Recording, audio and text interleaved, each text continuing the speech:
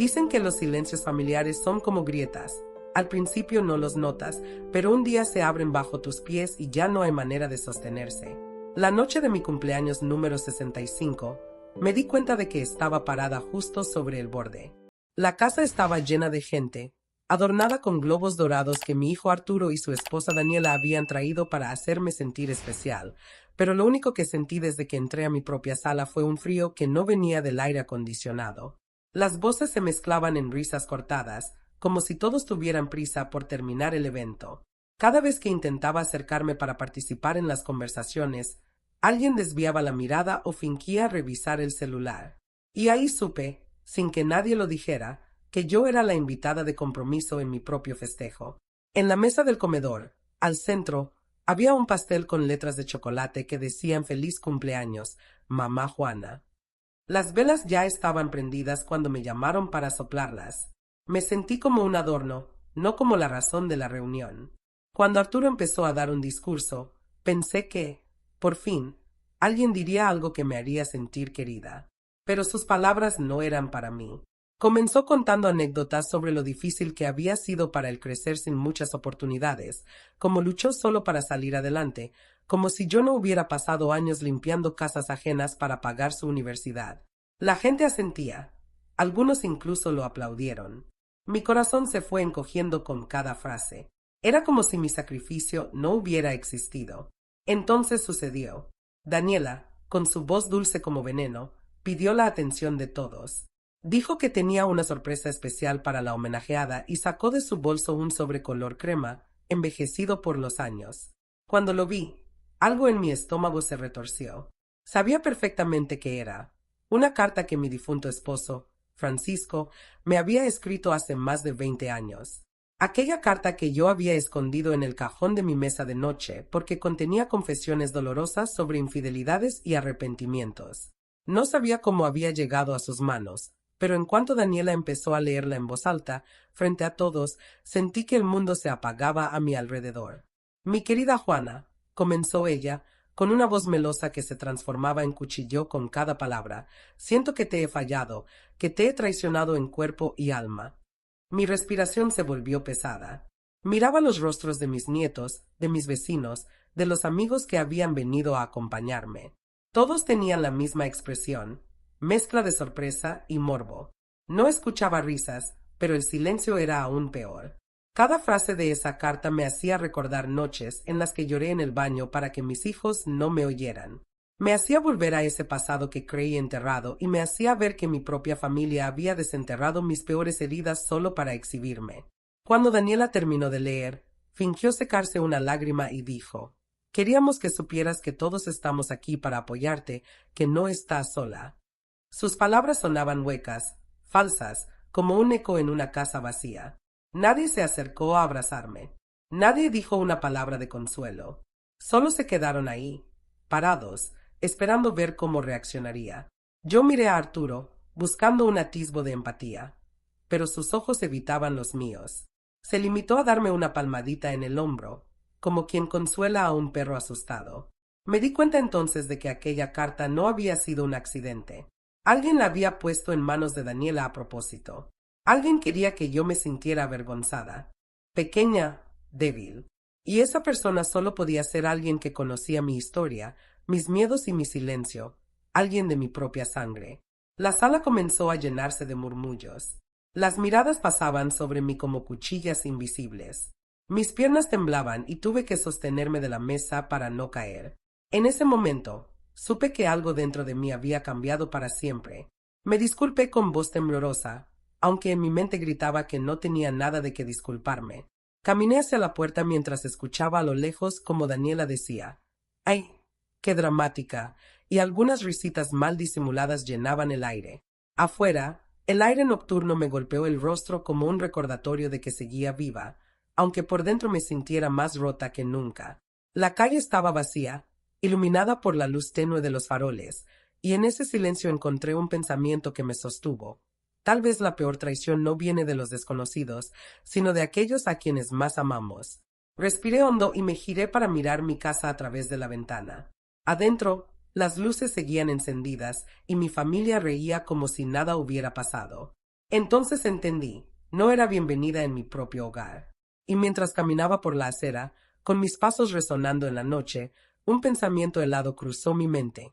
Si eran capaces de esto, ¿qué más estarían planeando a mis espaldas? No sé cuánto tiempo caminé esa noche. Cada paso se sentía como si pisara sobre vidrios rotos. La luna iluminaba la calle vacía, y el silencio era tan profundo que podía escuchar los latidos de mi propio corazón retumbando en mis oídos.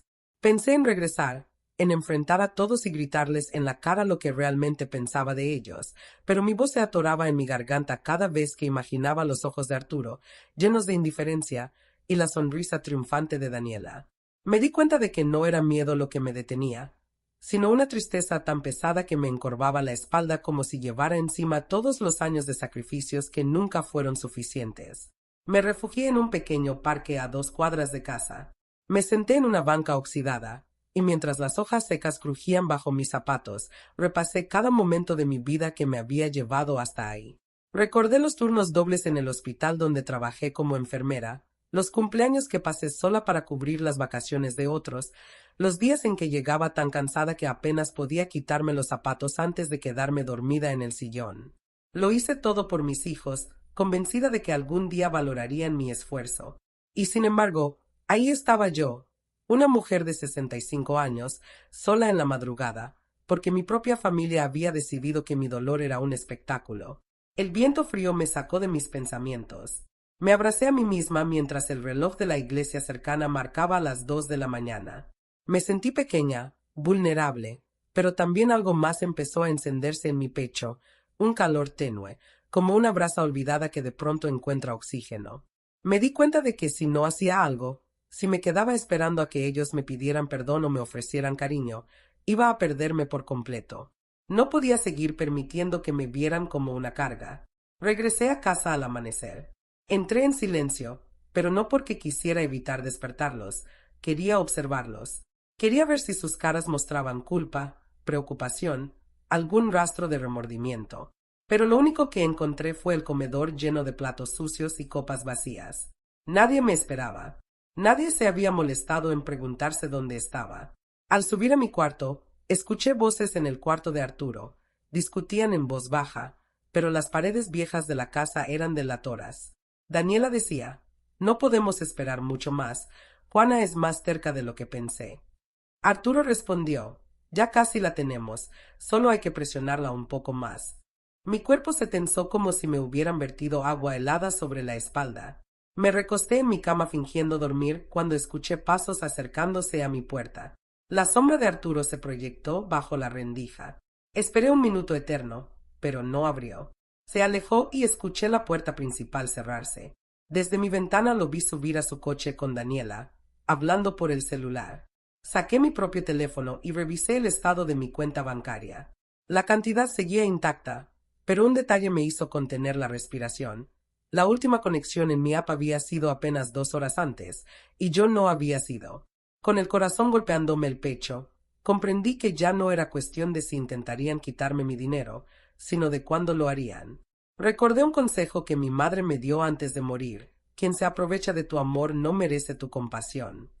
Me levanté decidida. Fui al closet y saqué una pequeña caja de madera donde guardaba documentos importantes, entre ellos la escritura de la casa. Con manos temblorosas, la abrí para revisar. Que todo estuviera en orden, y ahí encontré algo que me rompió aún más. La carpeta con las escrituras no estaba. Solo quedaba un sobre vacío. El mundo me dio vueltas. Intenté pensar dónde más podría haberla guardado, pero recordaba perfectamente haberla puesto ahí hace apenas un mes cuando actualicé mi testamento. Entonces lo supe. Ellos ya habían empezado a mover las piezas sin que yo me diera cuenta. Me senté al borde de la cama, conteniendo las lágrimas. Sabía que llorar no me serviría de nada. Necesitaba un plan. Tomé una ducha rápida y salí de casa sin hacer ruido. Necesitaba ayuda, y solo podía pensar en una persona: Teresa, mi vieja amiga de la preparatoria, que ahora trabajaba como abogada en un pequeño despacho en el centro. Tenía años sin verla, pero sabía que era la única que podía orientarme.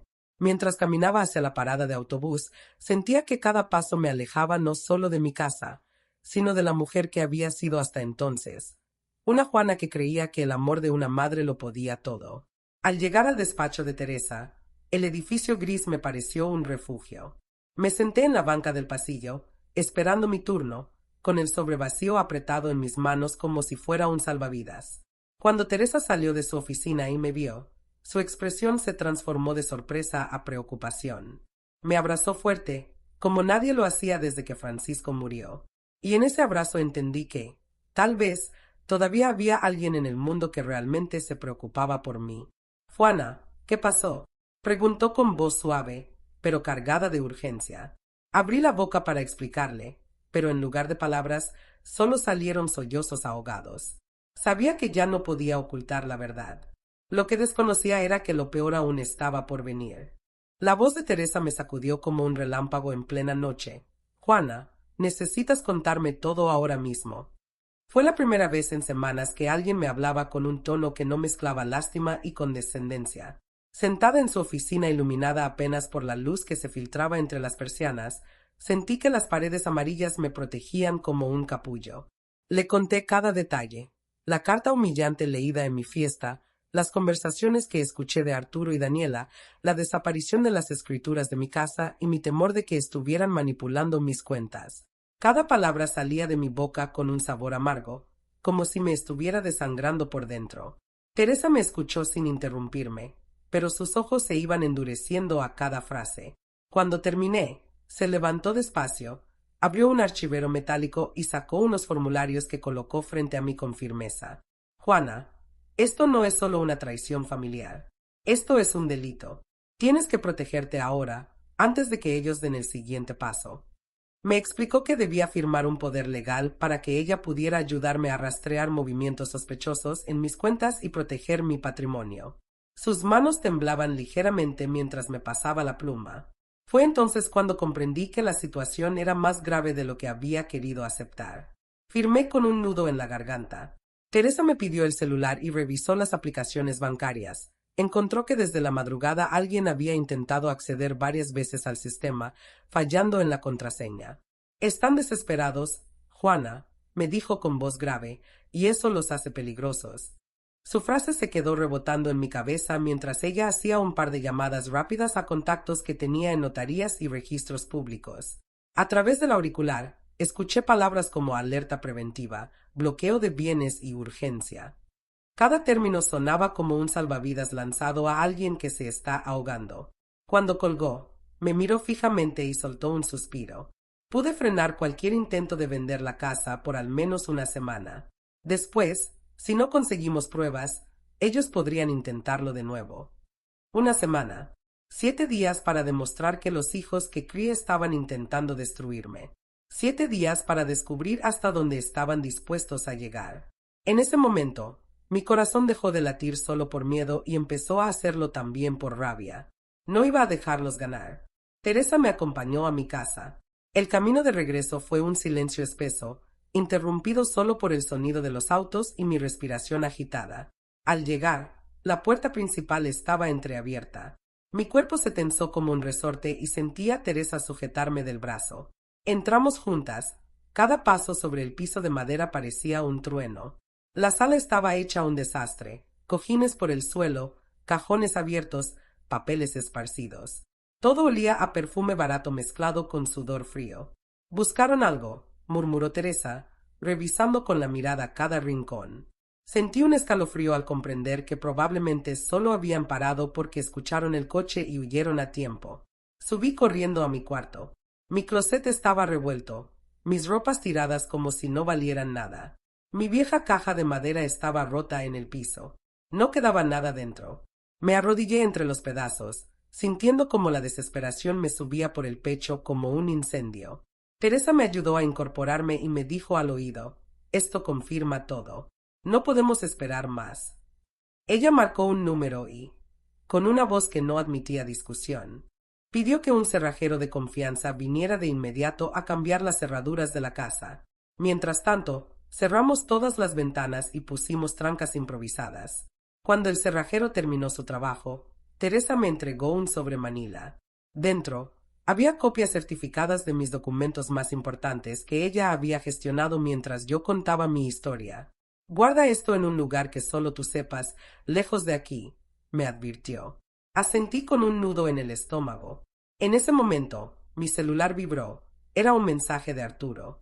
Mamá, ¿podemos hablar? Daniela y yo queremos explicarte las cosas. Solo danos una oportunidad. Le mostré el mensaje a Teresa. Ella me pidió que no contestara aún. Quieren atraerte para terminar lo que empezaron, dijo con una frialdad que me asustó y me tranquilizó a la vez.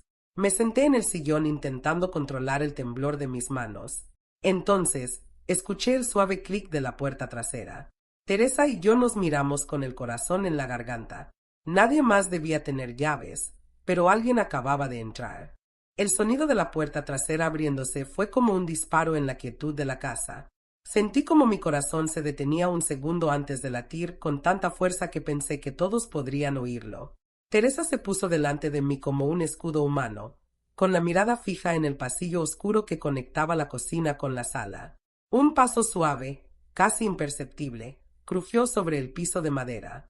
Quienquiera que estuviera entrando, lo hacía con cuidado, como si supiera exactamente dónde pisar para no ser descubierto. En ese momento entendí que no era un ladrón cualquiera. Era alguien que conocía la casa casi tan bien como yo. Contuve la respiración mientras Teresa sacaba su celular del bolsillo y empezaba a marcar a la policía. Pero antes de que pudiera presionar el botón de llamada, una voz susurró desde la penumbra. Mamá, solo quiero hablar. Era Arturo. Mi cuerpo se tensó. Mi mente gritaba que corriera, que lo sacara de mi vida de una vez, pero mis piernas se quedaron ancladas al piso. Vi su silueta acercarse. Su rostro estaba demacrado, como si no hubiera dormido en días.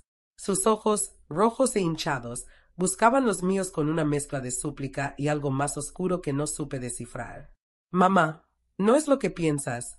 Todo esto es un malentendido, comenzó, su voz tan suave que por un segundo me recordó al niño que solía abrazar cuando tenía pesadillas. Pero esa ilusión se rompió cuando vi que su mirada se desviaba constantemente hacia el sobremanila que Teresa había dejado sobre la mesa, como si solo hubiera venido por eso. Teresa dio un paso al frente y dijo con firmeza, si solo quieres hablar, Arturo, podemos ir a una cafetería. Aquí no. La mandíbula de mi hijo se tensó. Sentí que el aire en la habitación se volvía denso, casi irrespirable. Tú cállate. Esto es entre mi madre y yo, gritó Arturo, alzando la voz de una forma que nunca había hecho delante de mí. La furia que vi en su rostro me estremeció más que el frío de la madrugada. En ese momento, comprendí que mi hijo había cruzado una línea que ya no le permitiría volver a ser el hombre que yo había criado. Arturo dio un paso más hacia mí, pero Teresa se interpuso. La tensión se podía cortar con un cuchillo. La puerta principal se abrió de golpe. Era el cerrajero que había vuelto porque había olvidado entregarme un juego extra de llaves. Al ver la escena, yo pálida, Teresa bloqueando el paso de Arturo, el hombre sacó su celular y amenazó con llamar a la policía. Arturo retrocedió un par de pasos. Su voz bajó, pero sus palabras se llenaron de veneno. Si haces esto, mamá, si me cierras la puerta, no me vuelvas a buscar cuando estés enferma y sola, porque no voy a estar. Lo miré, y por primera vez en mi vida, vi claramente a la persona que había frente a mí. No era el hijo amoroso que me convencí de que era, sino un hombre que me veía como un obstáculo para su ambición. Las lágrimas llenaron mis ojos, pero no las dejé caer. Me obligué a sostener su mirada. Arturo, si crees que amenazarme me va a hacer cambiar de opinión, no me conoces en absoluto, le dije con voz baja pero firme. Esta es mi casa, y ya no eres bienvenido. Arturo frunció el ceño, como si mis palabras le dolieran más que cualquier golpe. Entonces se giró hacia la puerta trasera, abrió y salió sin mirar atrás. El silencio que dejó a su paso fue tan pesado como un ataúd. Teresa se acercó, me tomó de los hombros y me susurró. Acabas de salvar tu vida, Juana. Pero esto no ha terminado. Pasé el resto de la noche sentada en la sala con Teresa a mi lado. Cada crujido de la casa, cada ráfaga de viento contra las ventanas me hacía sobresaltarme. Intentaba recordar algún momento en los últimos años en que Arturo me hubiera mirado con verdadero cariño, pero cada recuerdo que encontraba estaba teñido de impaciencia o interés. Al amanecer, me sentía más cansada que nunca, pero también más decidida. Teresa revisó mis cuentas bancarias nuevamente y confirmó que en las últimas horas alguien había intentado transferir fondos a una cuenta desconocida, pero los intentos habían sido bloqueados gracias a la alerta que habíamos puesto la noche anterior. Juana, tenemos que ir al banco hoy mismo, me dijo.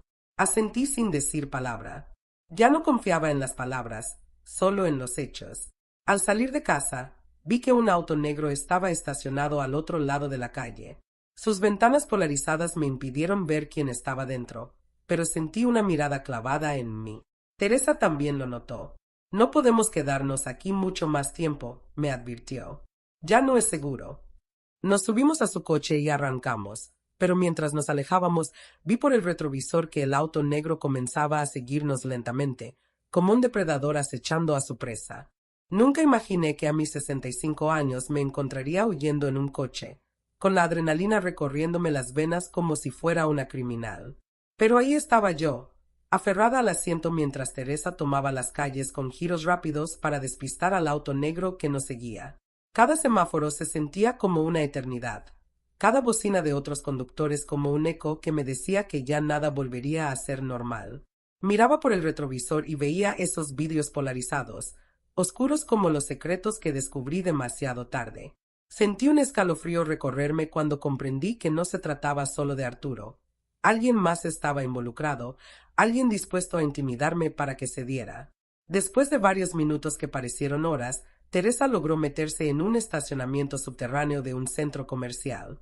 Apagó el motor y ambas nos quedamos en silencio, escuchando nuestros propios latidos. Juana, esto ya rebasó cualquier límite. Necesitamos pruebas contundentes para detenerlos legalmente, dijo mientras me pasaba una botella de agua que yo apenas pude sostener por el temblor de mis manos. ¿Pruebas? Pregunté casi en un susurro, sintiéndome perdida. Teresa asintió con gravedad. Necesitamos algo que los incrimine, algo que no puedan negar. En ese momento recordé la carta que Daniela leyó en mi cumpleaños. Esa carta que solo yo y Francisco conocíamos. Algo no cuadraba. Yo misma la había escondido hace décadas, y aunque Arturo podía saber que existía, él jamás había visto su contenido. Entonces, ¿cómo llegó a manos de Daniela? La respuesta me golpeó como un balde de agua helada. Alguien más cercano a Francisco debió guardarse una copia o haber tenido acceso a mis cosas años atrás. Alguien que, tal vez, había estado esperando el momento adecuado para usarla en mi contra. Le conté mi sospecha a Teresa, quien se quedó pensativa un momento antes de proponer algo que me erizó la piel. Juana, ¿y si revisamos las viejas cuentas de tu esposo? Puede que haya dejado rastros de a quien le confió esa carta. Me negué al principio. Solo pensar en remover recuerdos de mi marido me revolvía el estómago, pero comprendí que no tenía otra opción si quería recuperar mi vida. Fuimos al banco donde Francisco tuvo una cuenta empresarial que, según yo, se había cerrado años atrás. Teresa mostró sus credenciales de abogada y pidió acceso a los registros de movimientos antiguos. El gerente, un hombre joven con cara de pocos amigos, se mostró reacio al principio, pero al ver los documentos que Teresa llevaba, aceptó revisar los archivos digitales. Pasaron casi 2 horas en las que solo se oía el tic-tac del reloj de la oficina y el golpeteo de mis uñas contra la mesa. Entonces, el gerente frunció el ceño. Aquí hay un movimiento inusual, dijo, señalando la pantalla. Hace 6 meses, alguien había solicitado un duplicado de documentos que pertenecían a Francisco, incluyendo correspondencia privada. El nombre que aparecía como solicitante me hizo quedarme sin aire. Enrique Márquez, el hermano mayor de Francisco, un hombre al que no veía desde el funeral de mi esposo y que siempre mostró un resentimiento apenas disfrazado hacia mí. Recordé cómo Enrique solía decir que yo había arruinado a su hermano, que lo hice débil. Supe en ese instante que él debía estar detrás de todo esto, quizá manipulando a Arturo con promesas de herencias o dinero fácil. Teresa tomó fotos de la pantalla como evidencia. Mientras lo hacía, recibí un mensaje de un número desconocido. Deja de buscar, Juana. Esto puede terminar muy mal para ti. La amenaza era clara como el agua. Teresa lo leyó sobre mi hombro y dijo con voz firme: esto solo confirma que vamos por el camino correcto. Vamos a denunciar. Salimos del banco con el corazón en la garganta, sintiendo que cada sombra nos observaba. En el coche, Teresa llamó a un contacto suyo en el Ministerio Público para programar una cita urgente. Mientras ella hablaba, mi mente regresaba a cada comida familiar, cada Navidad en la que Enrique aparecía con su sonrisa falsa, cada comentario envenenado que ahora veía con una claridad dolorosa. Él había esperado años para esto. Lo peor era que mi propio hijo había caído en su juego. ¿O acaso Arturo siempre había tenido esa ambición en el corazón y Enrique solo avivó el fuego? Cuando colgó, Teresa me miró con seriedad. Juana, hay algo más que debes saber. Si Arturo y Enrique están trabajando juntos, lo más probable es que ya hayan hecho movimientos para transferir tus bienes al nombre de un tercero. Necesitamos revisar de inmediato el registro público de la propiedad. Asentí con un hilo de voz. No me quedaba fuerza para discutir, pero dentro de mí algo se encendió. Un instinto de sobrevivir, de no dejar que me arrebataran lo que construí con años de sacrificio. Llegamos al registro poco antes de que cerrara. La empleada revisó los archivos mientras yo contenía el aliento. Finalmente, levantó la vista con un gesto que me heló la sangre. Señora Juana, hace 3 días se inició un trámite de compraventa de su casa. Aquí dice que usted firmó los documentos. Mi mente se nubló. Eso es imposible, susurré. La mujer me mostró un documento escaneado con una firma que se parecía a la mía, demasiado. Ver mi propia firma falsificada en un documento legal fue como recibir una puñalada en el pecho. Sentí que el suelo bajo mis pies se disolvía mientras la imagen del papel se clavaba en mi mente como un tatuaje. La fecha indicaba que había firmado hacía 3 días, justo el mismo día de mi cumpleaños, cuando estaba distraída con la humillación que Arturo y Daniela habían planeado. Era perfecto para ellos. Mientras me hacían sentir pequeña frente a todos, alguien aprovechaba para presentar papeles con mi supuesta autorización. ¿Cuánto tiempo llevaban organizando esto? ¿Semanas? ¿Meses? ¿Años? Teresa me sostuvo del brazo para que no me desplomara. Mi cabeza daba vueltas y apenas escuchaba las palabras de la empleada del registro, quien decía que el trámite aún estaba en proceso, pero que solo faltaba un documento más para concretar la venta, la copia certificada de mi identificación. Me llevé la mano al bolso con desesperación, buscando mi cartera, y confirmé mis peores sospechas. Mi credencial oficial no estaba. Debí perderla, o me la quitaron, la noche de la fiesta. Esa era la última pieza que necesitaban. Salimos del registro público con el corazón desbocado. Teresa me explicó que mientras el trámite no se completara, había margen para frenarlo legalmente. Pero si Arturo y Enrique entregaban mi identificación a tiempo, la casa pasaría a nombre de un comprador desconocido y recuperarla sería una batalla cuesta arriba. En el coche, mientras avanzábamos entre el tráfico del centro, sentí que la ciudad entera me parecía ajena, como si todo se hubiera puesto en mi contra de un día para otro. Recordé cómo solía caminar por esas mismas calles con Francisco tomándome de la mano, soñando con un futuro que ahora se desmoronaba frente a mis ojos. Teresa me miró con determinación y dijo: Juana, no basta con frenar el trámite. Necesitamos pruebas de que ellos lo están haciendo sin tu consentimiento. Y si hay alguien que pueda confirmarlo, es Enrique. Pero eso significa enfrentarlo. Mi estómago se revolvió. Lo último que quería era volver a ver a ese hombre, pero sabía que no podía esconderme. Lo llamé desde el celular de Teresa para evitar que rastrearan mi número. Su voz sonó sorprendentemente cálida al responder, como si nada hubiera pasado. Juana, querida, qué gusto escucharte. Estaba preocupado por ti. Su tono empalagoso me hizo contener la arcada. Le pedí vernos en persona para aclarar malentendidos sobre la casa. Enrique aceptó de inmediato, proponiendo encontrarnos en un café discreto en las afueras de la ciudad. Teresa me pidió que no fuera sola y que grabara toda la conversación como respaldo. Asentí con un hilo de voz. Llegamos al lugar al caer la tarde, un café casi vacío, con olor a café recalentado y un mesero que no se inmutó cuando entramos.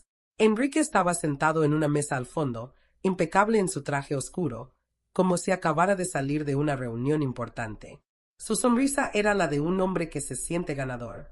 Al sentarme frente a él, sus ojos recorrieron mi cara como si quisiera leer mi mente. Juana, sabes que solo quiero ayudarte. Arturo está confundido, Daniela lo manipula. Y yo solo quiero proteger el legado de mi hermano, dijo con una calma que me erizó la piel.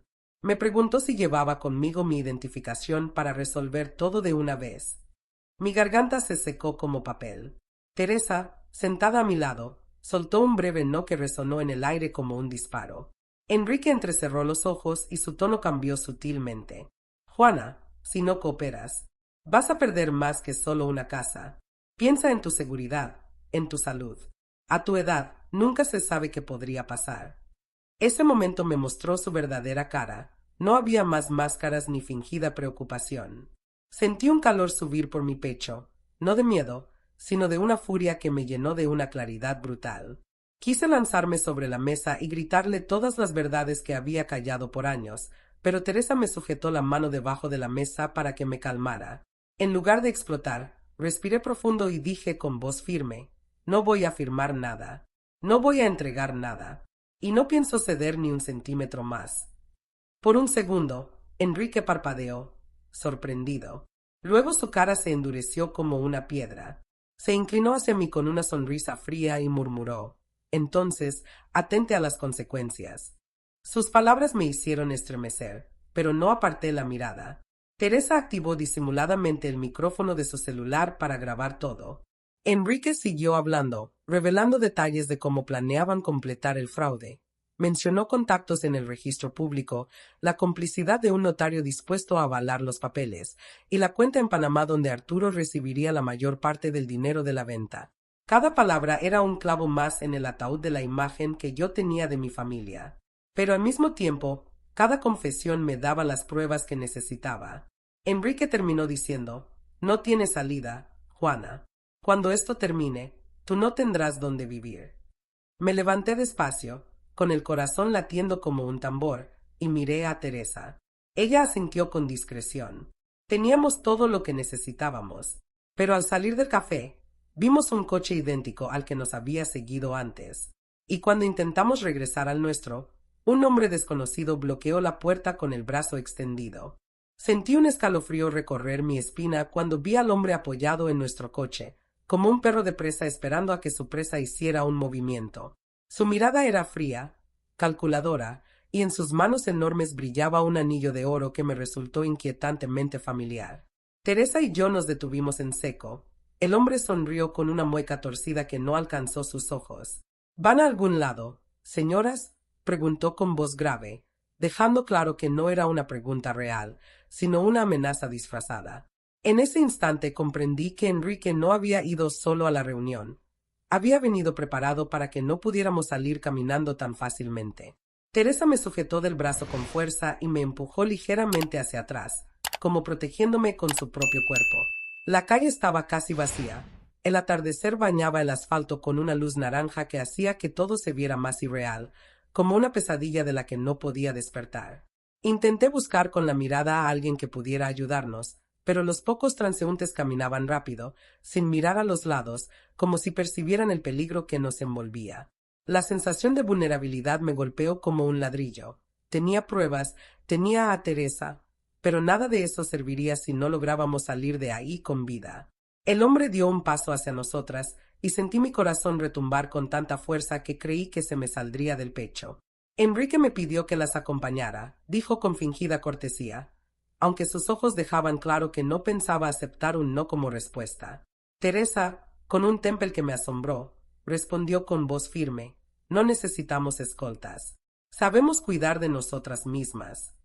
El hombre ladeó la cabeza, como un gato jugando con un ratón, y soltó una carcajada baja. No es opcional, señora. Teresa empezó a marcar discretamente a la policía mientras hablaba, pero el hombre notó el movimiento y le arrebató el celular de un manotazo. El aparato se estrelló contra el suelo y se partió en dos. Sentí el impulso de correr, pero mis piernas se quedaron paralizadas. El hombre levantó la voz, atrayendo la atención de un par de curiosos que pasaban cerca. «Todo bien aquí. Solo una señora que se siente mal», gritó, agitando la mano como si nos estuviera cuidando. La indiferencia de la gente fue el golpe más duro. Nadie se acercó, nadie preguntó, todos siguieron de largo. Entonces recordé el celular que llevaba escondido en el forro de mi bolsa. Mientras Teresa intentaba distraerlo, lo saqué con cuidado y marqué el número de emergencia, dejando el teléfono en silencio para que la operadora escuchara todo. Con la voz lo más calmada posible, dije frases como: Por favor, no nos haga daño, ya le daremos lo que quiere, esperando que al otro lado comprendieran la gravedad de la situación. El hombre extendió la mano hacia mí, exigiendo que le entregara mi bolso.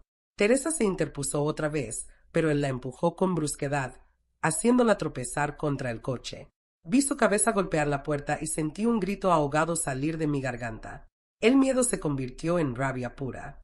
Con el celular aún abierto en mi mano, grité con todas mis fuerzas: ¡Ayuda! Nos quieren hacer daño. El hombre se abalanzó sobre mí para callarme, pero en ese preciso momento, una patrulla giró en la esquina con las luces encendidas. El grito y el coche de policía hicieron que el hombre dudara un segundo, lo suficiente para que pudiera dar un paso atrás.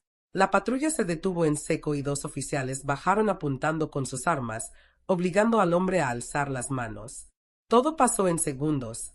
Uno de los oficiales me ayudó a incorporarme mientras otro esposaba al sujeto. Teresa estaba consciente, pero desorientada, con un hilo de sangre corriéndole por la sien. Intenté mantenerme en pie, pero el mareo y el miedo acumulado me hicieron tambalearme. Un oficial me sostuvo antes de que cayera. «Señora, ya está a salvo», me dijo, pero yo sabía que aquello solo era el inicio de algo mucho más grande. Mientras atendían a Teresa y esposaban al hombre, llegó otra patrulla que acordonó el área. Me senté en la banqueta, temblando. El oficial me entregó el celular que había usado para llamar, aún conectado con la operadora de emergencias. La voz al otro lado me preguntó si necesitaba ambulancia. Respondí que sí, para Teresa. Mientras veía las luces rojas y azules parpadeando en el asfalto, comprendí que no había vuelta atrás. Había cruzado una línea y ahora tendría que llegar hasta el final. Teresa fue subida a una ambulancia con cuidado. Antes de cerrar las puertas, me miró con los ojos vidriosos pero decididos. «No te rindas, Juana, tenemos que terminar esto». Asentí con un nudo en la garganta. Sabía que debía seguir, pero cuando un oficial me preguntó si tenía a dónde ir esa noche, mi mente se quedó en blanco. Mi casa ya no era un lugar seguro. Mi familia me había convertido en una fugitiva en mi propia vida. Y mientras me llevaban en la patrulla a la estación para levantar la denuncia formal, mi celular vibró con un mensaje de un número desconocido. «No creas que esto terminó. Todavía no has perdido todo». La estación de policía estaba iluminada por luces blancas tan frías que me sentí desnuda bajo su resplandor. Mientras me llevaban a una pequeña sala para tomar mi declaración, no podía dejar de pensar en el mensaje que acababa de recibir. «Todavía no has perdido todo». Esa amenaza retumbaba en mi mente como un tambor fúnebre. Cada palabra me recordaba que, aunque habían fallado en atraparme esa tarde, Arturo y Enrique aún tenían cartas que jugar. Y ahora que sabía hasta dónde eran capaces de llegar, el miedo se transformó en un fuego hirviente que me recorría las venas. No solo tenía que defender mi casa, sino mi vida. La oficial que tomó mi declaración me miraba con mezcla de compasión y desconcierto. «Señora Juana, ¿está segura de que fue su propio hijo quien la amenazó?», preguntó por tercera vez, como si no pudiera creerlo. Cada vez que repetía mi historia, sentía que la herida se abría más, pero también me llenaba de determinación. Sí, estaba segura. Y esta vez no iba a callar ni a tapar los errores de nadie por amor o por vergüenza. Mientras terminaba de firmar el acta, me informaron que Teresa estaba estable en el hospital, consciente pero con una contusión que requeriría observación. Quise ir de inmediato, pero un oficial me explicó que necesitaba permanecer un poco más para coordinar medidas de protección. Cuando mencionaron la posibilidad de asignarme un botón de pánico, entendí que mi situación ya no era un simple conflicto familiar. Se había convertido en un caso de violencia y fraude que ponía mi vida en riesgo. En el escritorio de la oficial, mi celular vibró nuevamente. Esta vez era una llamada de un número que reconocí al instante: Arturo. Dudé en contestar, pero mi instinto me dijo que cada palabra suya podía ser clave para hundirlo. Respiré hondo y deslicé el dedo para responder. Su voz sonaba diferente, temblorosa, casi desesperada. «Mamá, escúchame». Todo se salió de control. No quería que llegara tan lejos. Enrique me dijo que esto era solo para proteger el patrimonio de papá, para que no lo desperdiciaras. Pero no pensé que terminaría así. Cerré los ojos, conteniendo la oleada de emociones que amenazaba con romperme. «Arturo, tú sabías que todo esto estaba mal. Intentaron matarnos hoy. dije con un tono más frío del que jamás pensé que podría usar con mi propio hijo. Hubo un silencio al otro lado de la línea, cargado de un miedo que reconocí al instante, no miedo por mí, sino miedo por sí mismo. Mamá, si cooperas con Enrique, él puede perdonarte. Podemos arreglarlo, suplicó. Me estremecí al escuchar cómo había dejado de pensar como hijo para hablar como cómplice. La oficial me indicó con gestos que activara el altavoz para grabar la conversación. Lo hice sin dudar. Arturo, dime la verdad. ¿Cuánto tiempo llevas planeando esto? Pregunté con un hilo de voz. Del otro lado, Arturo soltó un gemido casi inaudible y empezó a balbucear. Meses. Enrique me prometió que con el dinero podríamos mudarnos, empezar de nuevo. Daniela me dejó hace una semana cuando el plan comenzó a fallar. Mamá, tengo miedo, Enrique no va a perdonarme. Cada palabra era como un martillazo. Daniela lo había abandonado y Enrique, al quedarse sin su marioneta principal, seguramente buscaría terminar el asunto a cualquier costo. Arturo continuó hablando, confesando detalles, los correos con el notario corrupto, los mensajes que había intercambiado con Enrique sobre mi firma falsa, los pagos iniciales que habían recibido de un supuesto comprador extranjero. Cada frase era una puñalada, pero también la pieza que necesitaba para armar el rompecabezas. La oficial asintió con satisfacción mientras apuntaba todo. Tenemos lo suficiente para abrir un caso penal completo, dijo con voz baja. Pero mi mente solo podía pensar en algo. Si Arturo me estaba contando todo, era porque sentía que su vida también estaba en peligro. No sabía si sentir lástima o repulsión. Solo sabía que debía actuar rápido. Esa noche no dormí. Me asignaron una habitación de resguardo en un hotel cercano al hospital de Teresa. La policía me escoltó hasta la puerta y me entregó un botón de pánico. Al entrar, me senté al borde de la cama con la vista fija en el piso. Me pregunté en qué momento la vida me había llevado a temer por mi vida a manos de mi propio hijo y del hermano de mi esposo. Pensé en Francisco, en cómo me habría protegido si estuviera vivo, en cómo me había quedado sola para enfrentar un infierno que nunca imaginé.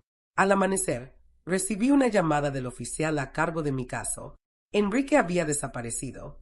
La policía cateó 2 propiedades que usaba como oficinas alternas y encontraron pruebas de la falsificación, pero ni rastro de él. No lo tenemos, señora Juana. Y eso significa que es aún más peligroso, me advirtió el oficial. Mis manos temblaron sobre el teléfono. Sabía que Enrique no huiría sin antes intentar terminar lo que empezó, y al recordar la última amenaza que me envió, comprendí que el tiempo se agotaba.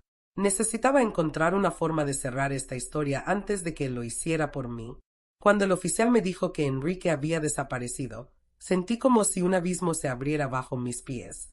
No importaba cuántas pruebas tuviéramos, cuántos documentos o grabaciones existieran. Mientras él siguiera suelto, yo no volvería a dormir tranquila. Esa mañana, el sol entraba a chorros por la ventana del hotel, iluminando cada rincón de la habitación, pero todo me parecía tan sombrío como la noche más oscura. Pensé en Teresa, aún recuperándose en el hospital. Pensé en Arturo, acorralado por sus propias decisiones, y pensé en mí misma, en la mujer que fui y en la que me había visto obligada a convertirme. Me llevaron a la fiscalía para formalizar mi denuncia y entregar la grabación completa de la conversación con Arturo. Al llegar, me sorprendió encontrarme con una joven abogada de oficio asignada a mi caso. Se llamaba Marianay. Al estrechar mi mano, me recordó a mí misma cuando tenía 20 años, llena de energía y fe en la justicia. Señora Juana, vamos a protegerla y a asegurarnos de que esto no quede impune, dijo con una seguridad que me reconfortó más que cualquier abrazo. Pasamos horas revisando cada prueba, los mensajes amenazantes, los documentos con mi firma falsificada, los audios de Enrique confesando el fraude, las capturas de pantalla de los intentos de acceso a mis cuentas. Mariana ordenó todo en carpetas que parecían más gruesas que los tomos de una enciclopedia. Mientras la veía trabajar, comprendí que por primera vez en semanas no estaba sola. Al mediodía, nos notificaron que un juez había emitido una orden de aprehensión contra Enrique y que se había activado una alerta migratoria. Pero aún no había señales de él. Esa tarde, recibí una visita inesperada. Arturo fue llevado a la fiscalía por la policía tras entregarse voluntariamente. Entró a la sala esposado, con la cabeza baja y un aire de derrota que me partió el alma. Al mismo tiempo, me llenó de indignación. «Mamá, perdóname», murmuró con voz ronca cuando me vio. Me quedé inmóvil, luchando con un torbellino de emociones. La madre que quería abrazarlo y el ser humano herido que quería gritarle todo el daño que me había causado. El oficial a cargo me explicó que Arturo estaba dispuesto a colaborar a cambio de protección legal. «Quiere testificar en contra de Enrique», añadió Mariana. Miré a mi hijo a los ojos y, por un instante, reconocí en ellos al niño que solía pedirme que le leyera cuentos antes de dormir. «Dime todo», le pedí con voz firme, dejando claro que no había lugar para mentiras. Arturo confesó cómo Enrique lo había convencido de ayudarle a falsificar los papeles a cambio de un porcentaje de la venta de mi casa. Me dijo que había escuchado a Enrique planear algo peor si yo no cedía. Hacerme parecer mentalmente incapaz para tomar decisiones y así justificar legalmente quitarme mis bienes. Cada palabra de mi hijo me perforaba el corazón. Nunca imaginé que el amor de una madre pudiera ser tan peligrosamente ciego. Arturo explicó que Enrique tenía documentos médicos falsos y que solo esperaba mi desestabilización emocional para presentarlos como evidencia ante un juez. Eso era el plan final, demostrar que estaba loca y que no podía manejar mi patrimonio. Mariana me tomó la mano mientras las lágrimas caían por mi rostro. «No permitiremos que esto llegue tan lejos», me prometió. Arturo continuó hablando y dio la dirección de una bodega donde Enrique guardaba documentos falsificados y pruebas de sus movimientos de dinero. Los oficiales coordinaron un operativo de inmediato. Me pidieron que no saliera de la fiscalía mientras la policía se movilizaba. Pasaron horas eternas hasta que recibimos noticias. Encontraron la bodega, pero estaba vacía. Solo hallaron un par de cajas quemadas y rastros de gasolina en el piso, como si Enrique hubiera destruido la mayor parte de la evidencia poco antes de que llegaran. El oficial regresó con el rostro grave. «Señora Juana, tenemos la sospecha de que Enrique recibió un aviso de alguien dentro del registro público o incluso dentro de la policía. Es posible que tenga contactos que lo estén ayudando». Esa frase me heló la sangre. Sabía que Enrique era despiadado, pero enterarme de que tenía cómplices dentro de instituciones que debían protegerme me llenó de una sensación de indefensión absoluta. Mariana me miró con los labios apretados. «Vamos a pedir medidas cautelares más severas para protegerla», me aseguró, pero en su mirada vi el reflejo de mi propio miedo. Cuando me quedé sola en la pequeña oficina de la fiscalía, la noche ya había caído. Observé mi reflejo en la ventana, mi rostro cansado, mis ojos hinchados, mi cabello desordenado. Parecía una extraña. Fue entonces cuando recibí un sobre entregado por un oficial. Dentro había una carta escrita a mano, con una caligrafía que reconocí al instante. Era de Enrique. Temblando, desplegué el papel y leí las palabras que me cortaron la respiración. «Juana, esta es tu última oportunidad. O te vas de esta ciudad para siempre, o terminarás como Francisco». Leer esas palabras, «terminarás como Francisco», me hizo sentir un frío que no se parecía a nada que hubiera experimentado antes. Como si el tiempo se detuviera, como si cada latido de mi corazón retumbara en mis oídos. Durante años había aceptado la versión oficial de que mi esposo murió de un infarto, repentino, inevitable. Pero en ese instante entendí que había algo más, algo que tal vez había preferido no ver por miedo a enfrentar la verdad. ¿Y si Francisco no murió por causas naturales? ¿Y si Enrique lo había ayudado a morir antes de tiempo para quedarse con parte de lo que era nuestro? Con el sobre aún en mis manos, la furia se mezcló con un dolor tan profundo que sentí que el suelo bajo mis pies temblaba. Pero no me quebré, porque por primera vez en mucho tiempo, comprendí que lo único que podía salvarme era no volver a dudar de mí misma.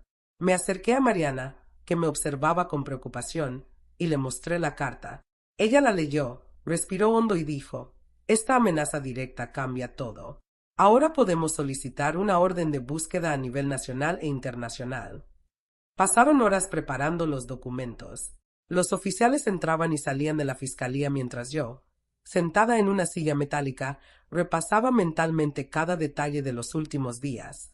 Me prometí que si lograba salir viva de esto, nunca más permitiría que el amor malentendido me volviera a poner en peligro. Y nunca más cedería ante el chantaje disfrazado de cariño.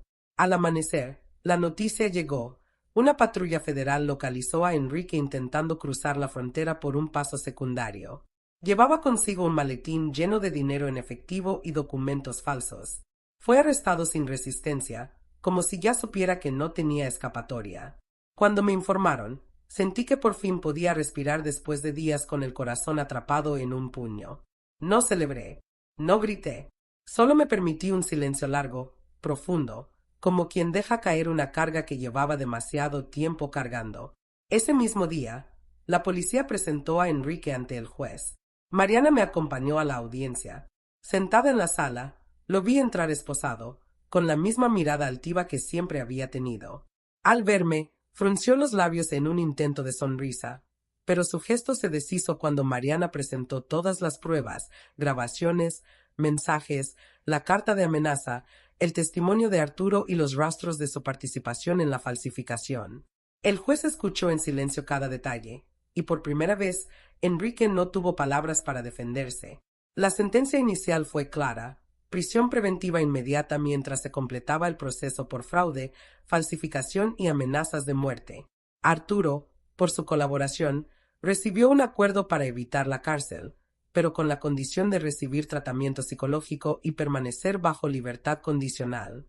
Cuando lo vi al final de la audiencia, se acercó con pasos inseguros, los ojos hinchados de tanto llorar. «Mamá, lo siento de verdad», me dijo con un hilo de voz. Lo miré largo rato, buscando en su rostro al hijo que crié. No encontré al niño que recordaba, pero sí vi a un hombre roto. «No puedo perdonarte ahora», le respondí con serenidad. «Pero si quieres redimirte, empieza por reconstruirte lejos de todo esto». Mariana me llevó de regreso a mi casa, donde oficiales ya habían asegurado la propiedad. Crucé la puerta con pasos lentos, como quien entra en un terreno sagrado. La casa estaba tal y como la dejé, pero sentí que algo había cambiado, yo había cambiado. Caminé por cada habitación, acariciando los muebles, las fotografías, las cortinas que cosí con mis propias manos. Por primera vez, no sentí que esas paredes fueran una cárcel, sino un espacio que podía volver a llamar hogar. Esa noche, encendí una vela frente al retrato de Francisco. Miré sus ojos en la fotografía y me permití llorar por él, por mí y por todo lo que perdí y recuperé.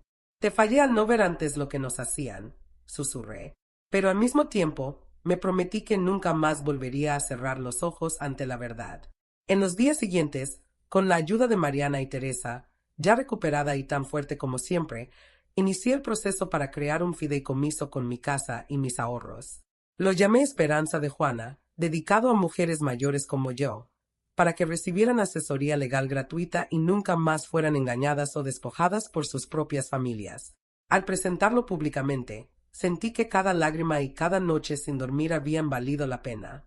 El último mensaje que recibí de Enrique desde la cárcel fue corto y venenoso: «Esto no termina aquí».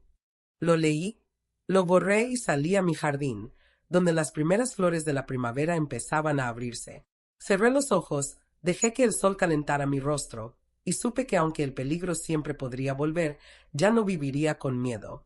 Porque por fin entendí que el amor no significa rendirse, y la familia no justifica el abuso. Y esa, al final, fue mi mayor victoria.